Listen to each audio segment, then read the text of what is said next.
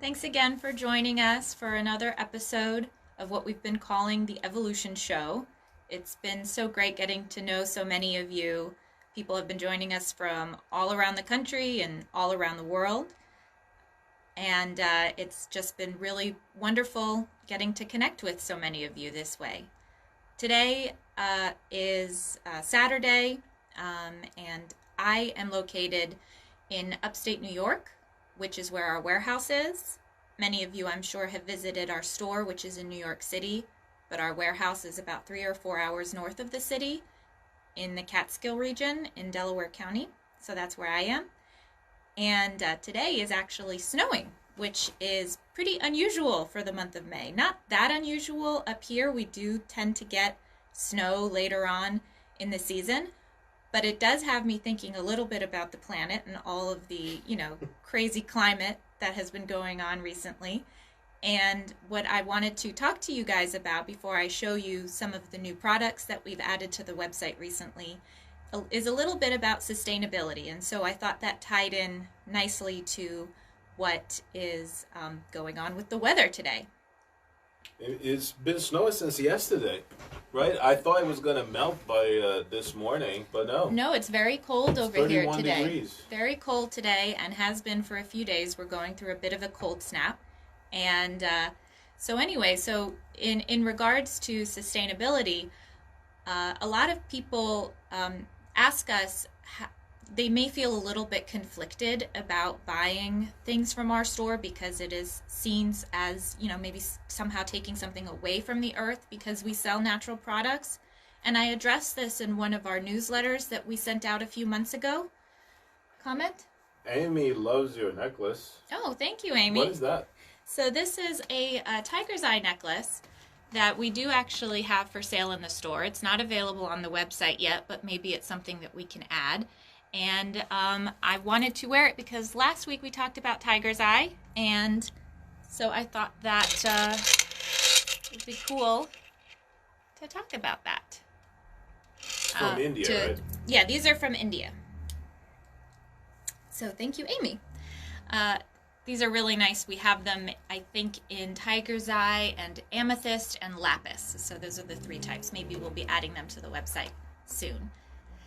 So to get back a little bit to the question of sustainability, because this is something that people ask us often, and I wanted to contrast a little bit and talk a little bit about the difference between buying natural products and buying manufactured products, because what is the alternative, right? If you're not going to buy something to decorate your home that is a natural product, you're most likely going to buy something that is a manufactured product. And when you're buying a manufactured product, a lot of the times you're buying something that contains plastic. And plastic, of course, as we know, has a lot of dangerous chemicals when it is being produced that leach into the soil and the air and the water, and that can have a lot of consequences on the environment, going all the way down the supply chain, not to mention transportation and stuff like that. So that's one way in which natural products at least doesn't add anything negative to the environment, the way that many manufactured products do. Also, the way that manufactured products are made these days, many of them are designed with a short shelf life in mind. And so there's a very funny sketch on Portlandia, if any of you watch that, where they talk about instant garbage. So they go to a store and they buy, a cell phone charger or something like that that doesn't work with any of their outlets, and it's instant garbage, or a pair of headphones or some other small device or trinket that doesn't work and is just immediately discarded. And I think that obviously is an exaggeration, but is kind of built into the mindset when you are buying a lot of manufactured products these days. They're either built in a really flimsy way, or they're very sort of trendy and poorly constructed and designed to be discarded after few uses, or after just having them for a little while. So when you buy natural products, especially products from Evolution, we try and find things that are timeless, things that are really high quality, that are going to last a really long time. Many of the things that we sell are passed down from generation to generation. So when you're talking about sustainability and consumerism, we sell something we believe that is really going to last a lifetime. So that's one other reason why we believe buying natural products is a good alternative to buying manufactured products. And then finally, a lot of the times when you're buying manufactured products, there's a lot of packaging that goes along with them. And when you're buying natural products, such as the ones that we sell, there is virtually no packaging most of the time. They just come the way that they come. So that's another thing when you're thinking about sustainability and consumerism and how much, our environmental impact and your carbon footprint. We just ask people to consider the alternatives when they're talking about buying natural products versus manufactured products, that there are a lot of things in the natural products column that we believe are more sustainable than in the manufactured products type of thing. So I wanted to bring that up today. It kind of coincides with the crazy weather. It's got us all thinking that. So wanted to talk about that. How do you recycle a piece of stone? Well, you can put it back on the ground. Yeah, you can just return it to the earth. Many of the things we sell are organic, biodegradable, have no sort of negative carbon impact or negative impacts on the environment. So if they are discarded eventually and they end up in a landfill, they're not really going to cause much additional damage. So that's another thing to consider. Yeah, I think most of the minerals are not treated. They are acid etched. Like, for instance, the amethysts, right? I think that they clean it up a little bit with acid. Same thing for pyrites. But they are not really processed. The quartz are just taken. I think the quartz, they're just taken out of the ground, washed, power washed, and that's it. Yeah, of course, there are always going to be resources involved and labor involved and transportation involved in anything that you buy pretty much. But the types of chemicals that are used and the quantities that are used, I think, are what really sets it apart from other types of products.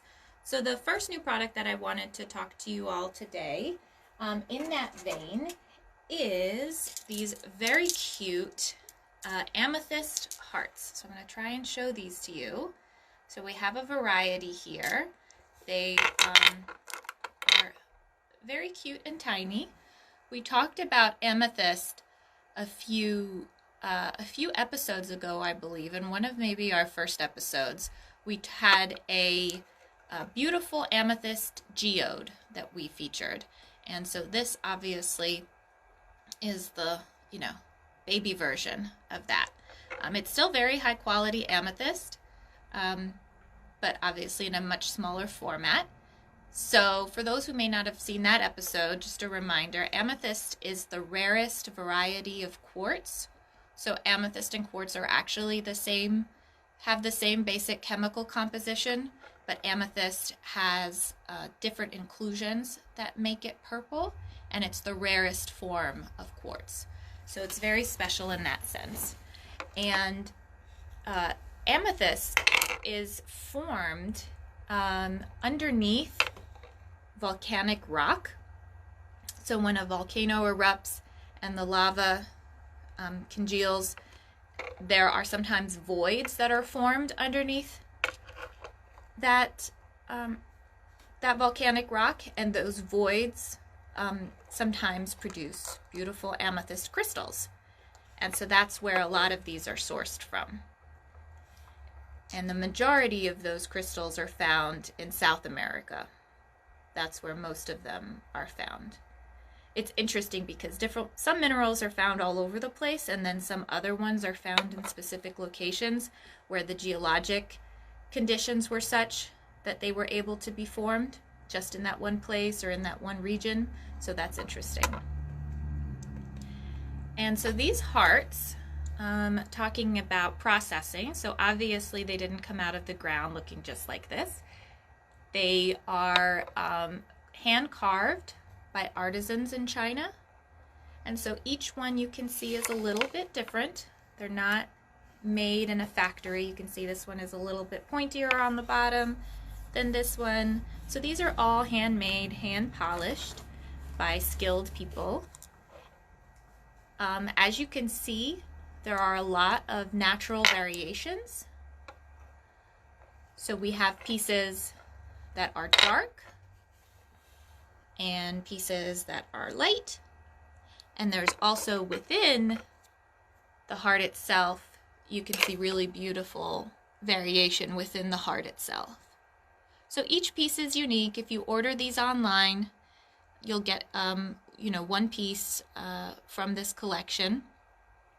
I'd also like to remind everybody that the products that we're featuring this week are going to have free shipping until next week. So please check that out. Free shipping to the US using USPS.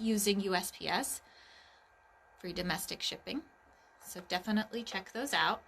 And I know that we have a lot of other mineral hearts that we haven't had a chance to upload to the website yet. So hopefully we'll be able to get that going soon, so that if there is a particular mineral, maybe a birthstone or something that you're particularly attracted to, you might be able to find it. And also you can collect them all. So hopefully we'll be adding those soon. But right now the amethyst hearts are the first ones that we are adding to our heart collection online. So please check those out. So the next item I wanted to show you, again, when you're thinking about decorating your home, thinking about, are you going to buy a plastic or metal coaster, or are you going to buy a petrified wood coaster? So that is an interesting choice that you can make that we have available. So I have a few here. I'm going to show you the natural variation between them. They're all obviously natural. And so petrified wood, and on the back here we have these little cork bumpins so that it doesn't scratch your surface. So we've taken the time to attach those, because when we get these, they're basically just slices, and then we take the time to try and add these little touches to really make them functional, beautiful pieces in the home. We also try to sort them so that we can get like the more round ones to make them into coasters. Sometimes they are really weird looking, like they look like a continent, like Africa or North America or something. Yeah, they come in all different shapes, obviously. Petrified wood is basically fossilized trees, for anyone who's not familiar, and trees' limbs come in all different shapes and sizes. So we hand select the ones that are the right size and shape to be used as coasters. So we do sort through quite a few to try and get the right ones. So fossilized trees, as I said, are what petrified wood is. And what happens is a process called paramineralization, where minerals replace the organic material inside of a living being. That's basically what fossilization is. And with petrified wood specifically, that petrification process usually happens underground. And one way, and usually these are not found sort of by themselves, they're found in a petrified wood forest, that the entire forest becomes petrified. So there's obviously a big event that happened that produced the conditions necessary for fossilization to occur. And with many petrified wood forests, what happens is a big volcano will explode, and the volcanic ash will cover the forest, and all that ash will prevent any oxygen from coming in, and the oxygen obviously is what would normally lead to decay, right? If a tree, falls on the ground, it'll eventually rot, and a part of that is because of the oxygen that comes in. But if they're covered in ash, the oxygen does not come in. And then later, if you have if the forest is located in a floodplain and then gets covered with water, the water will contain minerals, and the minerals will trickle down through the ash and embed themselves in the wood. And then over millions and millions of years, that's how the fossilization process occurs. So it's very interesting. All of the conditions have to be just right for fossilization to occur. And sometimes you get these really beautiful pieces. So as I mentioned, so these are basically, you can imagine these are part of a branch right? These are all obviously not exactly the same size. They don't come from the same limb, but you can imagine a tree limb that has been sliced, and that's how we get these coasters. And they've been polished on the top and on the bottom to really bring out these beautiful patterns that you see. And these patterns that you see are the organic sort of structure that is within a tree. You can see, for example, there are rings, and so those features are preserved during fossilization a lot of the times. And what we have done here also is, so the top and the bottom are sliced, but the edges have been left rough. And that's really beautiful because you can see the bark, the fossilized bark, which is a whole nother facet of it. You can see how sort of rough and crunchy it is. And it's really interesting, that contrast between the smooth and the rough. And then, as I mentioned, we also added these cork bumpers so that your surfaces are protected. So those are the Petrified wood coasters. So these are new additions to our website that we just added this week. Again, free shipping on these domestically with USPS. And then finally, the last product I wanted to share with you today is not a new one. It is an old favorite, our rattlesnake heads. So many of you may be familiar with this product. We've had it in the store for many, many years. Very popular. And so these come from the Western diamondback rattlesnake, which is the largest rattlesnake in Western North America. So these are definitely super predators in their environment. And one way you can recognize these types of rattlesnakes from others is that they have this very triangular head. You can see here, right? So the jaw sticks out here and points towards the nose. It's not a smooth sort of snake head. It's very triangular, which is interesting. And also, I know this is difficult to see, but the scales are another way that you can tell what kind of snake it is. And rattlesnakes have what's called keeled scales. And what that means is that the scales themselves have a ridge running down the center of them, kind of like a spine down the center of each scale. So that's another way to recognize this particular species of rattlesnake.